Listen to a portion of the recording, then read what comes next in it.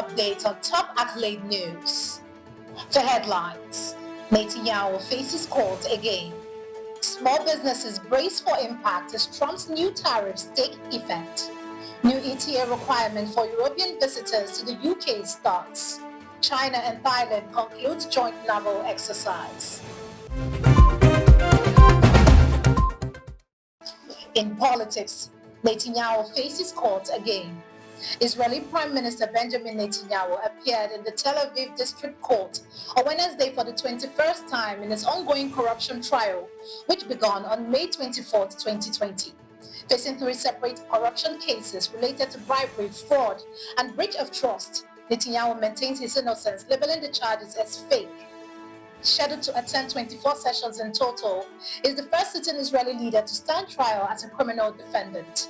Despite the serious allegations, Israeli law allows him to remain in office unless convicted by the Supreme Court, a process that could take months. Additionally, Netanyahu faces war crimes charges, with the International Criminal Court having issued arrest warrant for him and former Defense Minister in November 2024, related to the ongoing humanitarian crisis in Gaza, where over 50,000 people, predominantly women and children, have been killed since October 2023.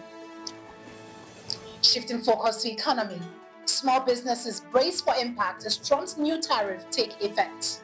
Small to medium-sized businesses are expressing deep concern as President Donald Trump's new tariff set to take effect on Wednesday threaten to raise supply chain costs and hinder growth opportunities. The Consumer Brand Association has warned that these tariffs could lower consumer choice and innovation, especially in sectors reliant on imported ingredients like oats and spices. With economic uncertainty looming, businesses are grappling with the potential long-term effect of the tariff on their operation and market viability. Shifting focus to international relations, new ETA requirement for European visitors to the UK starts. European visitors to the UK must obtain an electronic travel authorization or ETA as part of new travel regulations implemented by the British government. The digital permits linked to the applicant's passport allow stays of up to 6 months and aim to enhance border security while streamlining entry processes. The application available through a smartphone app or the UK government website takes about 10 minutes to complete, though applicants are advised to allow up to 3 working days for processing. The ETA is mandatory for travelers from around 30 European countries, excluding Ireland, and applies to all ages, though those merely transiting through the UK are exempt. This rollout follows last year's introduction of the ETA for American and Canadian visitors as part of a broader initiative to extend the system globally. Still in international relations, China and Thailand conclude joint naval exercise. The joint naval exercise between China and Thailand, codenamed Blue Strike 2025, wrapped up on Wednesday. The 8-day drill focused on maritime counter-terrorism and disaster relief, featured naval vessels and marine units from both countries. Training sessions included joint maritime strike operations and search and rescue missions, complemented by discussions, cultural exchanges, and sport events. This marks the 6th joint training effort between the two nations, enhancing their combat capabilities and fostering stronger military cooperation, friendship, and mutual trust. You are watching the Global News Update on Top Accolade News. Do stay with us. Still to come.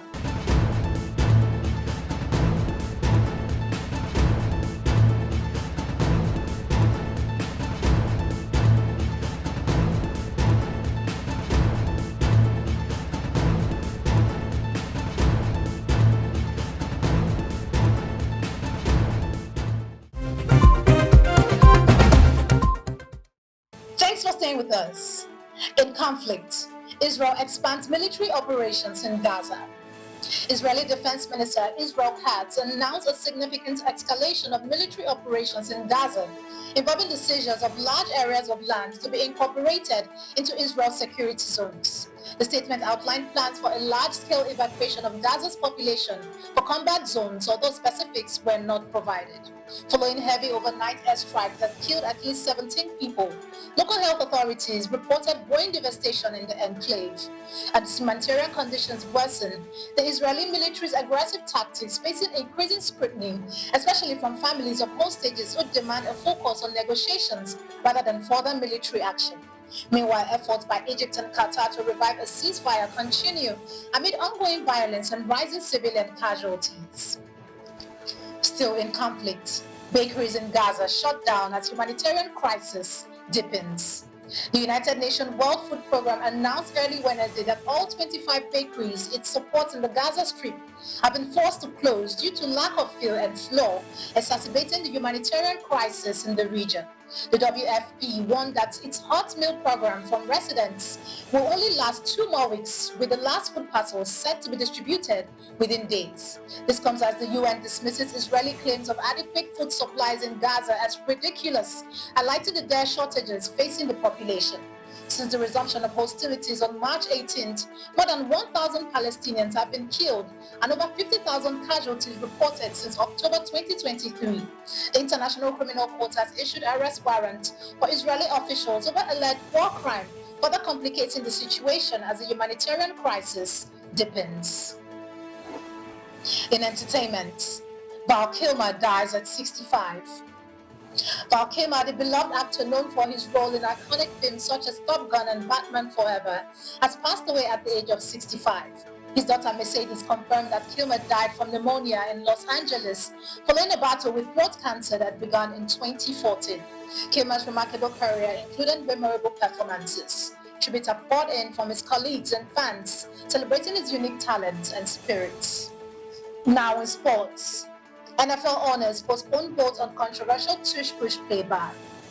During the NFL's annual league meeting in Palm Beach, Florida, owners tabled a vote on the proposed ban of the controversial tush-push play, popularized by the Philadelphia Eagles and quarterback Jalen Hurts. The Green Bay Packers initiated the proposal citing safety concerns, particularly regarding neck injuries caused by player positioning during the play. Although 16 teams supported the rule change, a minimum of 24 votes was needed for approval. NFL Commissioner Roger Goodell highlighted the importance of safety discussions while noting that there is currently no data linking the play to injuries. The topic is expected to resurface at the league's next meeting in Minnesota next month, with potential revisions to proposal that may focus on broader rules regarding player pushing and pulling during plays. That concludes our global news updates for today. Stay tuned for more global news and developments. Thanks for joining us. I am Ojarumi Okocha. Connect and engage with us on all our social media handles. Do have a wonderful day.